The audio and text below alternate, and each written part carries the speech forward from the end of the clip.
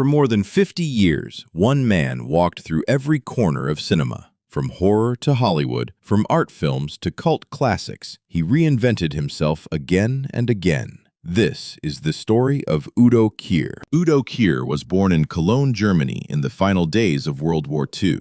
Bombs had destroyed most of the city. His mother gave birth to him in a hospital that was bombed the same night. Growing up among ruins, Udo learned early that life was fragile, yet full of strange beauty. He spent his childhood wandering broken streets, imagining stories, pretending the ruins were movie sets. His mother worked long hours, and young Udo dreamed silently. One day, I will leave this place, and people will look at me as someone special. At 18, Udo left Germany with almost no money. He moved to London, washing dishes in cafes while learning English. And then, one ordinary afternoon, a man tapped his shoulder and asked, "Would you like to be in a movie?" Udo thought it was a joke, but it wasn't. That moment changed everything. Udo Kier began getting small roles, strange, dark, artistic. His sharp face and hypnotic eyes made him unforgettable. In the early 1970s, he joined director Paul Morrissey, part of Andy Warhol's circle. Together, they made two cult classics, Flesh for Frankenstein, Blood for Dracula,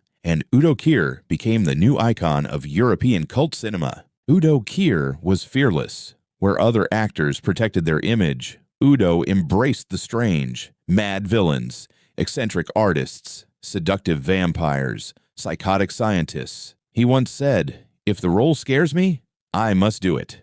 His reputation spread. Hollywood began calling. Udo appeared in major films like Blade, Armageddon, Barbed Wire, End of Days, My Own Private Idaho. Even with small roles, he stole scenes effortlessly. Actors spoke of him as a myth, a presence that made everyone stop and watch. His acting became legendary, unpredictable, stylish, and hypnotic. Udo Kier became the favorite of legendary art house directors, Lars von Trier, Fassbinder, Herzog, Gus van Sant. He brought chaos, vulnerability, and poetry to every role. He played the devil, a priest, a drag queen, even Hitler in satire. Others feared such roles. Udo embraced them. Despite fame, Udo lived quietly. He surrounded himself with art and his dogs. He once said, "I lived many lives on screen. In real life, I want peace." He never chased fame, only freedom. And he found it.